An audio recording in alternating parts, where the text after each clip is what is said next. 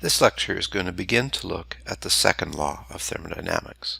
So far we've been discussing the first law of thermodynamics in the context of both closed and open systems.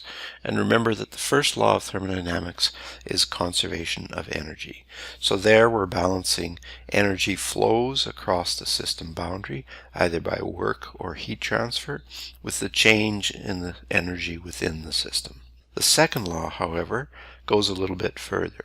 It says that there's a natural direction in which spontaneous processes occur, which makes certain processes impossible. Now this sounds like it's completely unrelated to the first law, where energy must be conserved, but it turns out that we need to use both of these concepts together to solve a lot of the types of problems that we're going to look at. As we'll illustrate here in a few minutes, we can see situations where the first law is satisfied and the second law is the thing that will tell us that that particular process is impossible.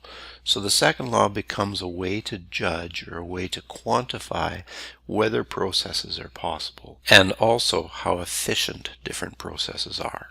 So we're going to explore this concept of the second law with an example. Let's say that we have two identical masses in thermal contact. So these two bricks here, or two chunks of material, have exactly the same mass as each other and the same heat capacity as each other.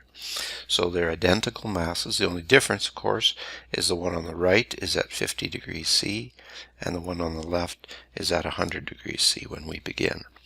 So we put these two masses together, so they're in thermal contact here. They're touching so that heat can transfer between them. And then we wrap the whole thing in insulation. So this whole thing is insulated. And we set this on the table and we come back the next day, and the question we want to ask is, what is the temperature of these two blocks of material? Well, we know from intuition that because they have the same mass and they're made out of the same material, that the temperature change of each is going to be the same. So this one is going to drop down to 75 degrees and that one is going to warm up to 75 degrees. We come back the next day, both blocks will be at 75 degrees C. So what we've done there is we've applied the second law of thermodynamics. We just probably didn't realize it, but we're going to see the connection between that and the second law here in a moment. Now, the thing we want to emphasize here is that that natural direction in our definition of the second law is that heat transfer will transfer from hot to cold spontaneously and not in the other direction. So let's say we take a look at this situation. We start off like this, we set it on a table, we come back the next day, we measure the temperature of these two bricks, and we observe this. This one has cooled down to 25 degrees C, and this one has warmed up to 125 degrees C. And we say, well, that's ridiculous. There's no way that can possibly happen. I'm going to pull out the first law of thermodynamics and prove that this is wrong. Because we've taken the first law of thermodynamics, it's about conservation of energy, so let's see what it says. Well, the first law has no problem with this whatsoever. If we look at this system as a closed system, which it is, there's no mass transfer in and out of this system. It's an isolated system. There's no heat or work transfer. So the first law will only say that the total energy here has to equal the total energy here. Conservation of energy. And of course it does. The total energy in these two situations is exactly the same. So the first law, as an analysis tool, cannot say that this is impossible. First law has no problem with this at all. However, it's the second law of thermodynamics that would tell us that this cannot happen. Second law would say this is impossible. Now, we don't yet have the analytical tools based on the second law in order to go ahead and do that proof. Instead, we're just relying on our intuition, on our knowledge, on our experience in living with heat transfer for however many years we've been doing so, and we know that this is not going to happen. Well, what we're going to develop here over the next little while is an analytical tool that we could apply to this situation and prove that this process that we're observing here is impossible, cannot happen. And instead, the temperature of these two bricks would even out to 75 degrees C. Now, why would we have to do this? Why would we have to develop that analytical tool when this is clearly impossible and we can just reach that conclusion right away and move on? Well, the reason is because we need to make a similar decision like we're talking about here for situations where it is not obvious, where our intuition is not going to help us. And let's take a look at a situation that'll be very common in the course that we're looking at now. So we go back to a turbine. We have a turbine here where air is the working fluid. So we have hot pressurized air, 10 bar and 1000 degrees Kelvin coming into the turbine. It's producing some work and then it's exiting the turbine down here. So there's work, shaft work being produced by this turbine. And we look at the exit conditions and we see it's at 1 bar, so 10 bar to 1 bar, the pressure is dropping. The air is going through here, it's producing a bunch of work, so its temperature is going to reduce. And we have these two possible temperatures coming out the bottom end of this turbine, 600 Kelvin and 400 Kelvin. So if we were to apply the first law to this situation, the first law would allow us to calculate how much work is being produced because we know the inlet temperature and the exit temperature. The question though is, are both of these temperatures possible? Are those possible values for the exit temperature? Well, the first law gives us no way to make that decision. It would just simply allow us to calculate the two power outputs corresponding to these two. It would not allow us to check which one of these is possible. However, the second law will be able to do that. It turns out that a second law analysis of this situation would show us that there is no way that the exit temperature can be this cool. It is impossible to extract that much work from this particular airstream. So like I say, we don't have the analytical tools yet to do that, but in a little while we will develop them and we'll be able to apply them to situations like this. And we will be able to come back to this example if we wish and show that this could happen, but this cannot happen.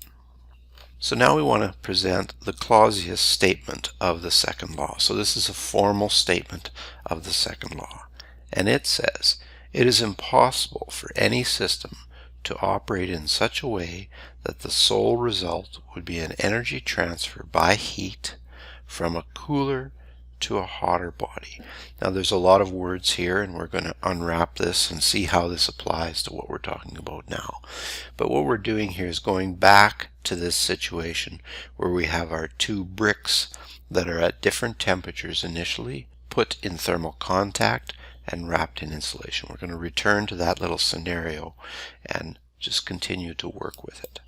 So here's our two bricks again, 50 degrees C on the right side, 100 degrees C on the left side. Only instead of just wrapping those in insulation and leaving them, we're going to try come up with a machine that we can put in between these bricks to cause that energy to transfer from the cooler brick to the warmer brick. So we want to develop a little machine that goes in here that causes heat to flow from somewhere cold to somewhere hot. So the clausius statement is talking about this scenario. So let's go back to the statement and see. So it says, it is impossible for any system to operate in such a way that the sole result, I'll come back to that, would be an energy transfer by heat from a cooler to a hotter body. So here's our cooler body, here's our hotter body. This thing is trying to transfer heat from cooler to hotter. So this machine is trying to do what the clausius statement is referring to here. Now, notice it says sole result. This machine is isolated. Notice there's no connection between this machine and the outside world. There's no shaft going into it. There's no electrical wires going into it or anything like that. So it's not connected to the outside world. So it's the sole result. The only effect this thing has on its surroundings is heat transferring from cold to hot. Well, the clausius statement is telling us that this is impossible. And this is what we already know by our intuition, that the heat's going to flow in the other direction. Now, the next thing I want to do is just convert this little schematic or this little illustration into a schematic diagram that we're going to see quite a bit in the remainder of the course. The schematic diagram that we're going to present next is a way to illustrate energy transfers between a system and its surroundings. First thing we'll look at here is the idea of thermal reservoirs. So here we have a cold reservoir and a hot reservoir. The cold reservoir is at a temperature Tc, and the hot reservoir is at a temperature Th. So a thermal reservoir is an area that we can exchange heat with and its temperature doesn't change. So it's a very, very large block or mass of something. You could think of the ocean perhaps as a cold reservoir. You can exchange some heat with it, and this heat transfer is small enough that it's not going to change the temperature of this reservoir. Same here. This heat transfer is small enough that it's not going to change the temperature of this reservoir. So these are constant temperature regions that we're exchanging heat with. Now notice that's a little bit different than this illustration, because here these bricks are small enough that heat transfer happens and their temperature changes, but at any instant in time we could think of these as reservoirs. Now the cycle in the middle here represents this machine that we're trying to devise. So we really just sort of separated the cold region from the hot region, and we're showing our machine in between. But notice this machine is trying to do the same thing as the machine in the previous little illustration.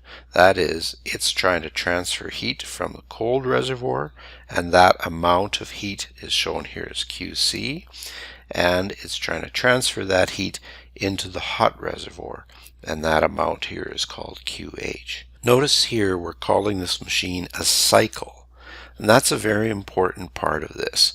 This thing has to operate as a cycle, and remember what a cycle is?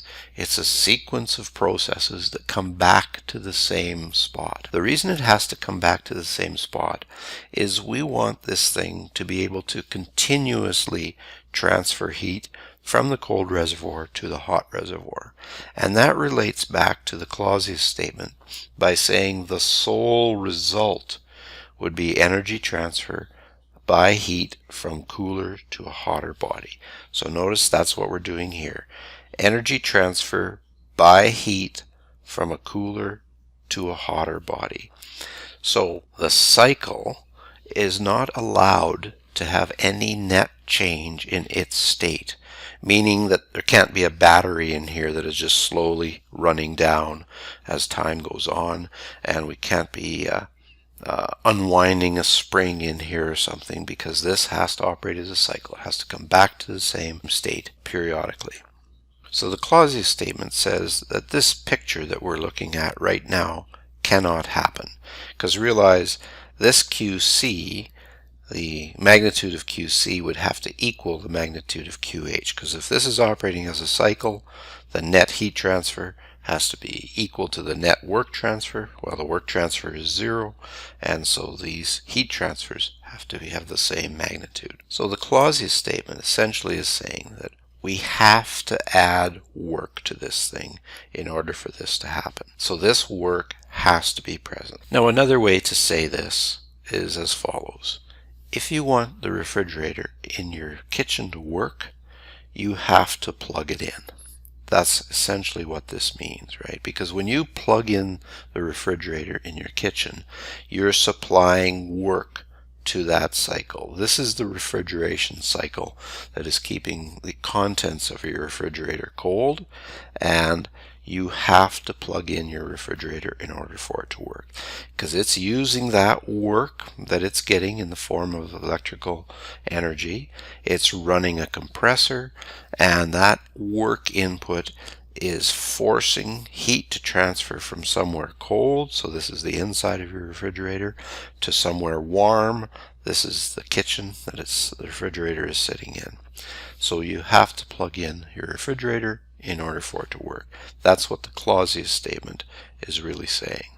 So, going back to our original definition of the second law of thermodynamics, the natural direction that spontaneous processes occur in, that part of that definition, the process we're talking about here is heat transfer. The natural direction for heat transfer to happen spontaneously is from hot to cold. We know that from our everyday experience. And so a heat transfer from cold to hot with no other effect, in other words with no work happening, is impossible. That's what the second law is saying.